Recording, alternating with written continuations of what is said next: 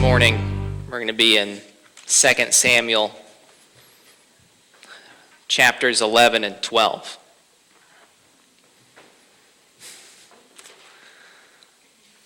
And this is a story of, well, it's a train wreck. You know, a month ago we had these tornadoes through Dayton, right? And there are still neighborhoods devastated, and as you drive along 75, you can see some of this. And every day, weeks later, Monday through Friday, I get on 75 downtown and I head back to Troy, and traffic is stopped. And it inches along for a few miles until I'm north of Stanley or so. And you know what everyone's doing? They're just gawking, right? There are things that happen and you know how bad it's going to be, but you can't look away, right?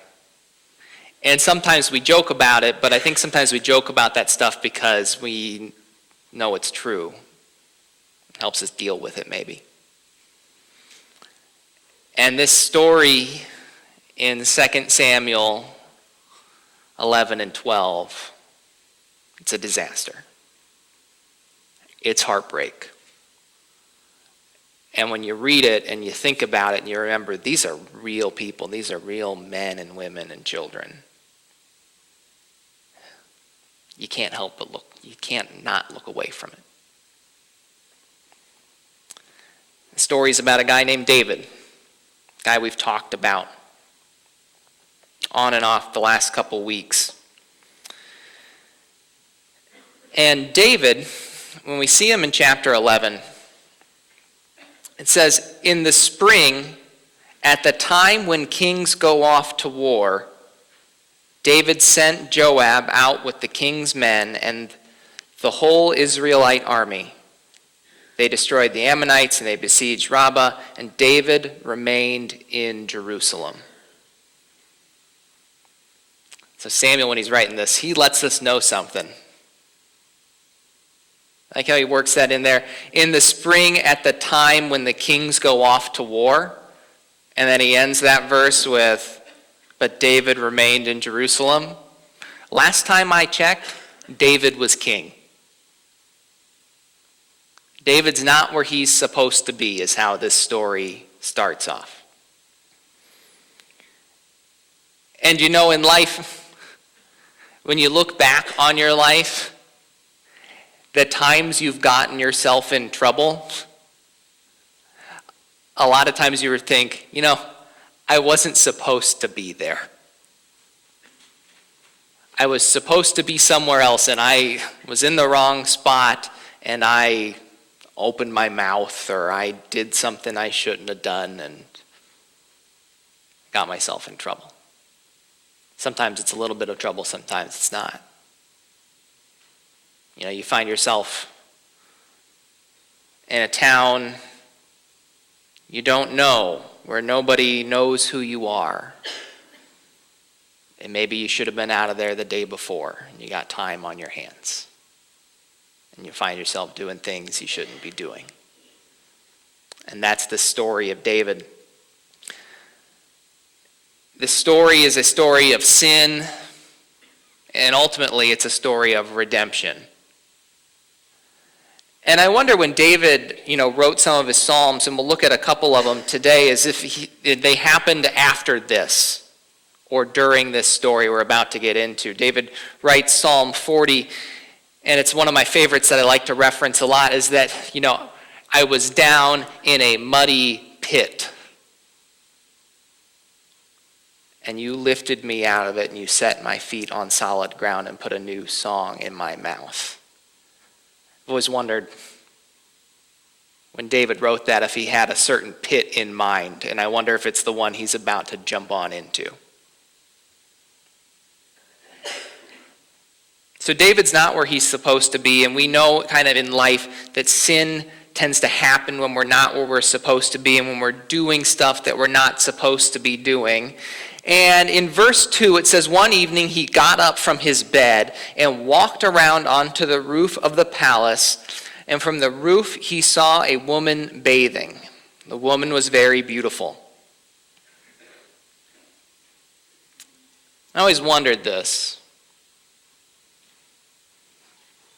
Was it just one evening? David's bored. He's got nothing to do. He doesn't have Netflix to watch, right? So he's roaming around the palace. A lot of his friends, those mighty men we talked about, those mighty warriors, they're off with Joab, the general. They're off to war. He's got nothing to do. Was it just that one time he ended up on the roof of the palace and saw this beautiful woman bathing? Or was it David's like, 7:30? You know what happens at 7:30? Time to go to the roof. Was it that? Either way, David makes his way up there. And he sees this woman, and he sees that she's beautiful.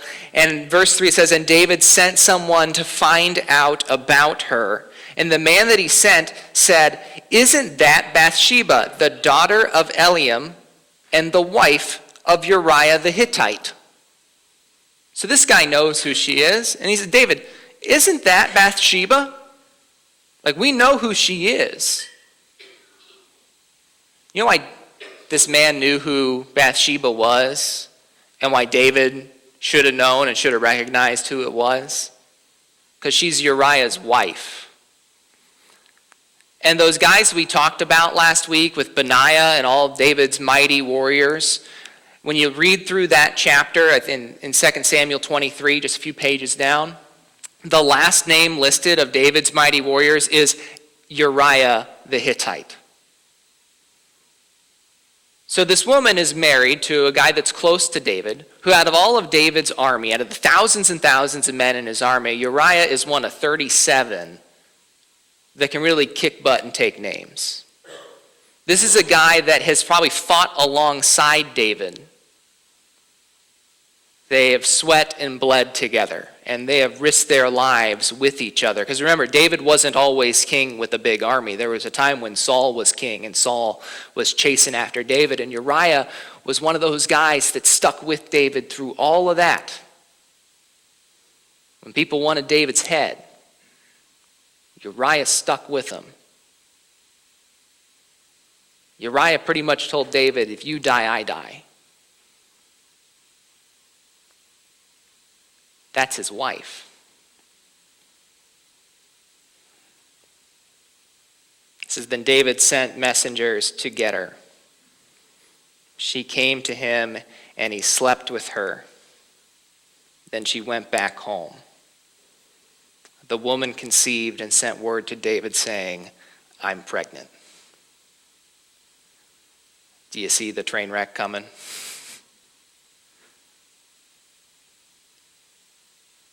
So David gets an idea.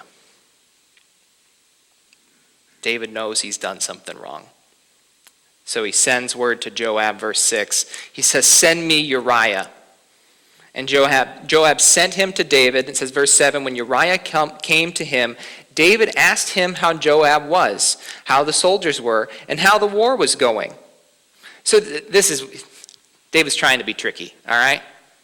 Uriah, you're my friend. Call you back from the war. Hey, tell me, we're close, right? I trust you, you trust me. How's Joab doing? How's the general doing? I know, other guys, I'm the king, Joab's the general. They might say everything's going fine. They might lie to me because they're afraid to tell me the truth. But Uriah, I know you'll tell me the truth. How's Joab doing? How are the men holding up? How's the war going?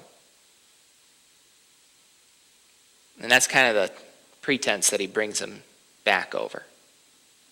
He says, Uriah, since you're back here in Jerusalem, why don't you, before you go back to the fight, you've been away from Bathsheba for a few months, why don't you go stay the night at home? Right? We're all adults here, right? You haven't seen your wife in months and months. What do you think's going to happen after first night back home?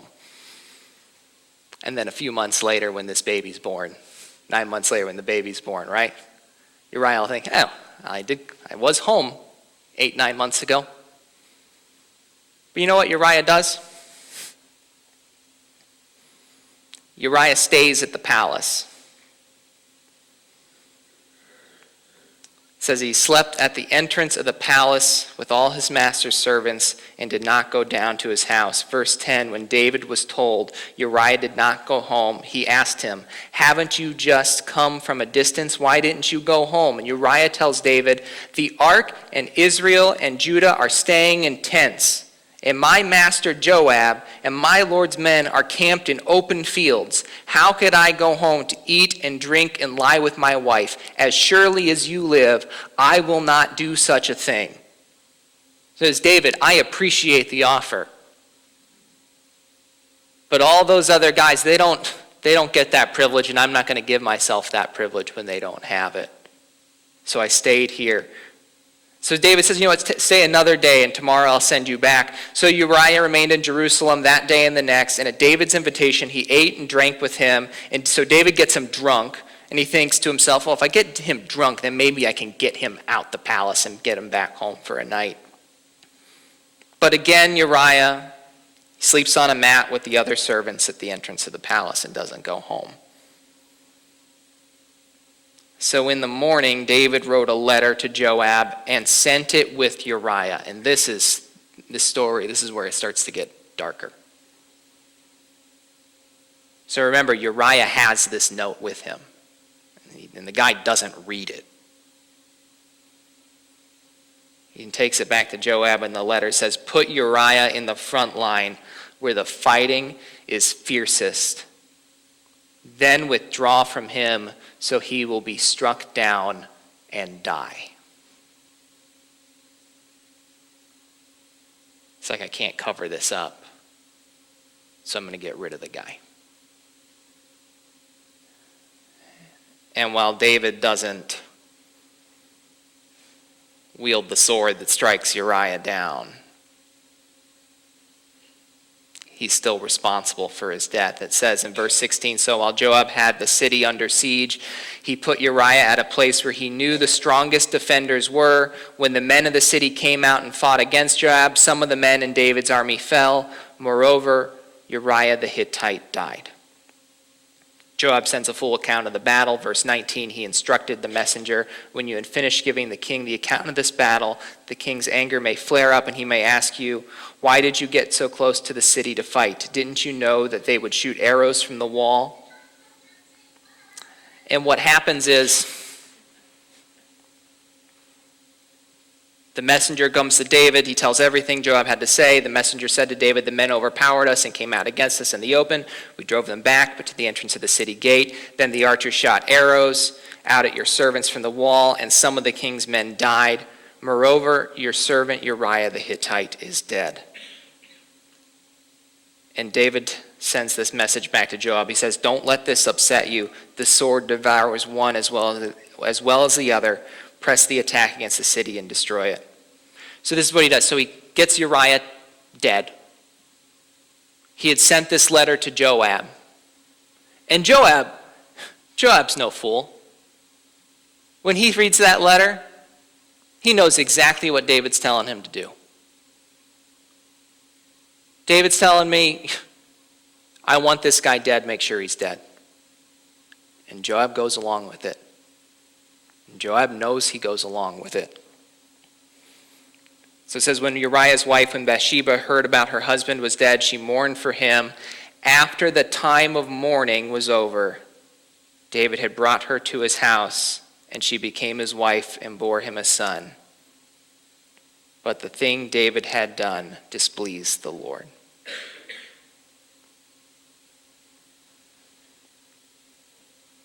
Started with just that night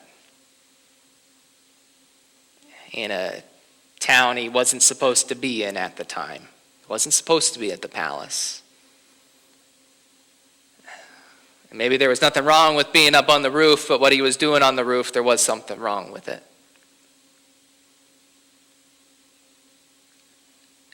And then it ends in essentially the murder of someone close to him,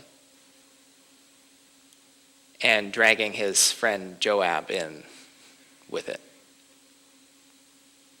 Here's the thing about sin. And we all know what our particular sin, one or two of them are, that we're kind of inclined to, right? We're well aware of them. Sin always takes us further than we want to go. 100% of the time. What we think is just a small little compromise is always much bigger, isn't it? Talked about this last week, that just one small action,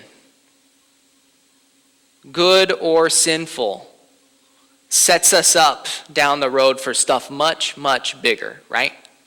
And it works both ways. Last week we talked about how, we had Benaiah, right?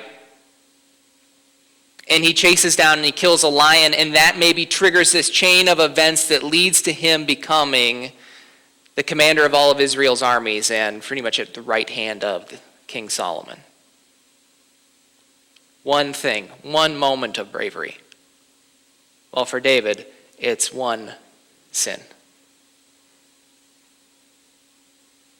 And it starts out with not just this willful disobedience, right? It starts out of, he's just not where he's supposed to be. He knows better. The king should be out with his army and out with his general Joab. And he should be with them. And he should be camping out with them. Instead, he's enjoying the palace. He should have had Uriah's mentality of, you know what? Those other men are out there. They're just sleeping in the field. And you're going to send me home. I don't deserve that. David, still being king, should have looked around at that palace and said, you know what? I'm asking guys to go out and fight and die. Here I am, kicking back. He should have been out there with them. When we talk about sin, the word used throughout the New Testament for sin is hamartia, which is kind of means missing the mark, right? You're aiming for the target and you're wide left or wide right. And a lot of times sin is like that, but sometimes, and a lot of other times, sin is we know what we're supposed to be doing, and we say, forget about that, I'm doing this other thing. And that happens a lot of times when emotions get the best of us, right? Happens a lot when we're real low or when we're real angry. And we know we shouldn't say this or do this, but gosh, we want to. You been there?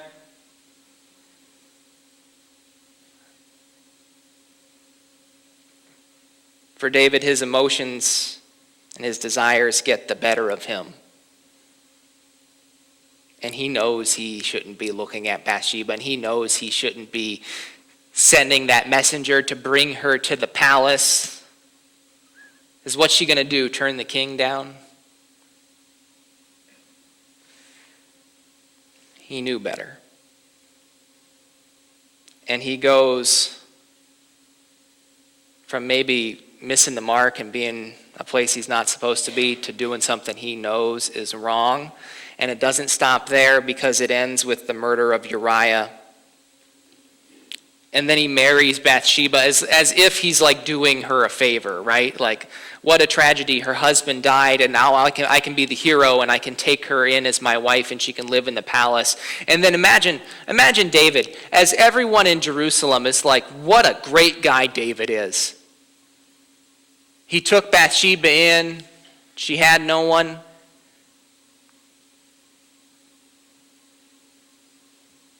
And I imagine David heard all those whispers.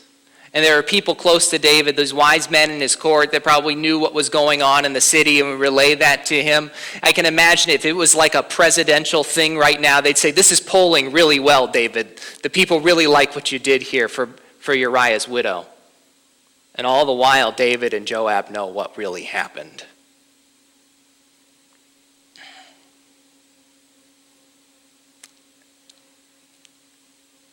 Chapter 12, this guy Nathan comes onto the scene, and Nathan is a prophet. And it says, the Lord sent Nathan to David. And he comes to David, and David welcomes him in, and Nathan tells David a story. I like this part. Nathan says in chapter 12, there were two men in a certain town, one rich and the other poor. The rich man had a very large number of sheep and cattle, but the poor man had nothing except one little ewe lamb he had bought. He raised it, and it grew up with him and his children. It shared his food, drank from his cup, and even slept in his arms. It was like a daughter to him. So this guy essentially has this little lamb, and it's a pet. It says, now a traveler came to the rich man, but the rich man refrained from taking one of his own sheep or cattle to prepare a meal for the traveler who had come to him. Instead, he took the ewe lamb that had belonged to the poor man and prepared it for the one who had come to him. So there was this big thing, and this is still in the Middle East now, is hospitality. So this traveler comes along, and the rich man has a duty to be hospitable to him. And he has all these animals, right? He's probably not going to miss one of them. And instead of sacrificing one of his own animals for this, and having a meal and welcoming this traveler in, he goes and he takes the pet, the little lamb of the poor family, the poor man, and he kills it and he uses that as the meal. Now, David thinks this is a story that happened in this town, this real story. And it says, verse 5, David burned with anger against the man. And he said to Nathan, as surely as the Lord lives, the man who did this deserves to die. He must pay for the lamb 4 times over because he did such a thing and had no pity. I imagine when Nathan comes in, David's just sitting on his throne, lounging back, and he just boils with anger as he hears what this rich man did to this poor man and just took this lamb from his arms, slaughters it. David's like, what a heartless, cruel person, right? And I imagine as he was lounging on his throne that he gets up, he's kicking stuff over, and Nathan's just calmly watching it. Verse 7, then Nathan said to David, you are the man.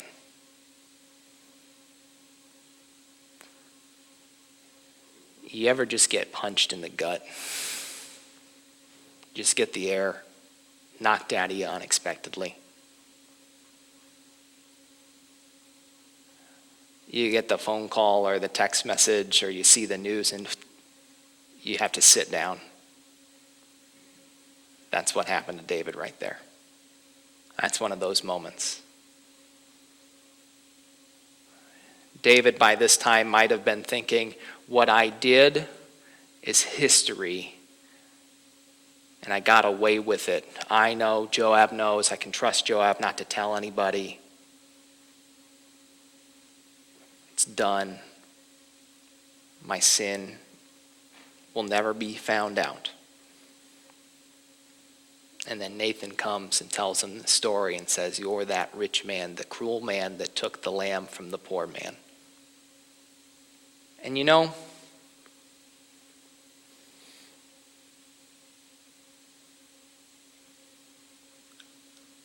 God looks at all of us, and at some point in time, he looks at us and he says, you're the man.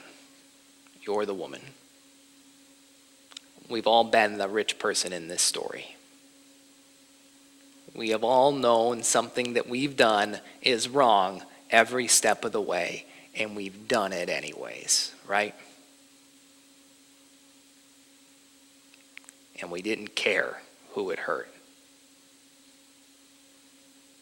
And then we thought we got away with it. But sooner or later, the chickens come home to roost, right? sooner or later our sin finds us out. And there's nothing we can do to stop that. And this is what God, his words for David. In verse 8, he says, I gave your master's house to you and your master's wives into your arms. So he's talking about King Saul. I gave you the house of Israel and Judah. And if all of this had been too little, I would have given you even more. Gosh, you want to twist the knife a little bit? How about those words? He says, first of all, you are the man. You're the one in this story that wronged this person. And he says, David, look at everything I've given you. You used to hide in a cave, fearing for your life. And look where you are now. You used to not have enough water to drink. You had to send, there's a story, he sends 3 of those mighty men, and they had to break through these lines just to get a bucket of water from a well. They have to risk their lives for a bucket of water. It's like, that's where you came from. Now look at you. You're in a palace. I've given you everything. And if it wouldn't have been enough for you, I would have given you more. If you would have just asked me, David, and said, this isn't enough, I would have given it to you. Instead, you took it from somebody.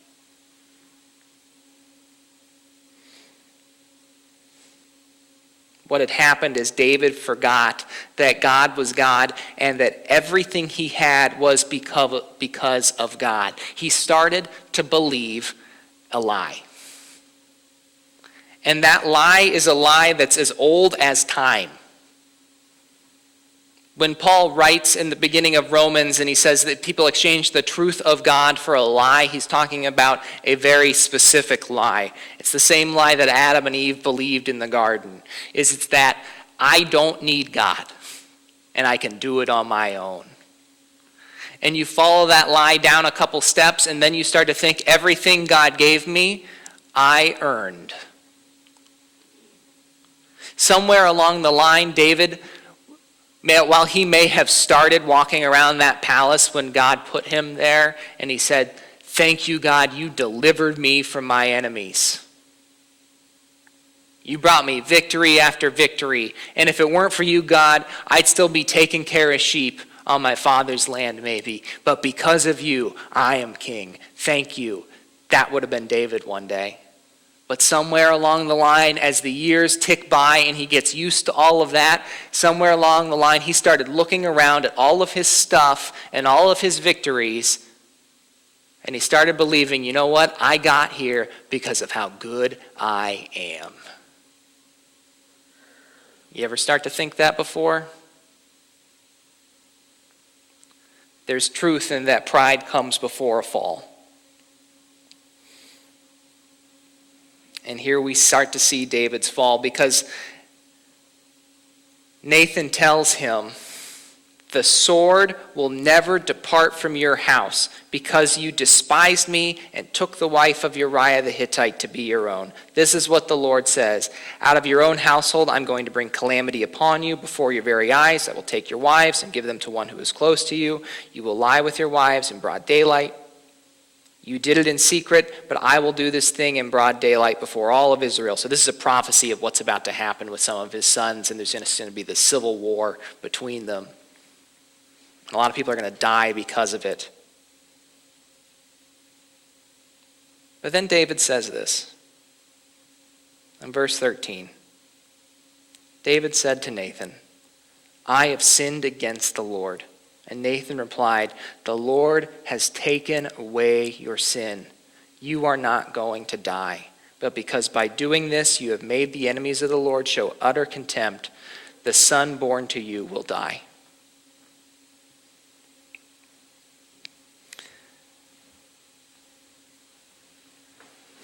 Sin, we don't have to sit in it. We don't have to wallow in it. David, he doesn't go and he doesn't beat himself up over and over again, day after day, about all the destruction he's caused. Instead, he simply just says, I've sinned. And Nathan says, you're right, and God's forgiven you. Romans 8, as Paul writes about just how destructive sin can be, he ends Romans 8 with saying, we know that in all things God works for the good of those who love him, who have been called according to his purpose.